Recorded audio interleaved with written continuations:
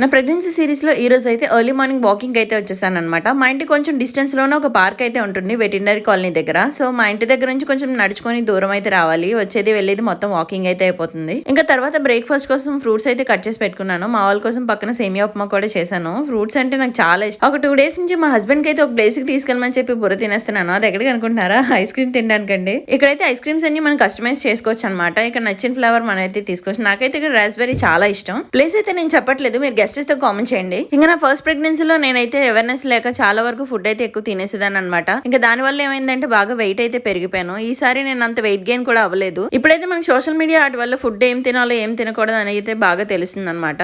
కాకపోతే అప్పుడప్పుడు క్రేవింగ్స్ ఉంటాయి కదా, టేస్టీ బర్డ్స్ ని సాటిస్ఫై చేయడం కోసం అప్పుడప్పుడు తినేస్తూ ఉంటాను. నేను మోస్ట్లీ ఎక్కువ తినేది బిర్యానీ ఎక్కువ తింటాను. ఇంకా స్వీట్స్ అవన్నీ చాలా తక్కువ తింటాను. మీ ప్రెగ్నెన్సీలో మీకు ఏం తినాలనిపిస్తుంది, మీరు ఏది బాగా తింటున్నారో కామెంట్ అయితే చేసేయండి. ఇంకా వీడియో నచ్చితే లైక్ చేసి ఫాలో చేయండి. రాజు గారు కూడా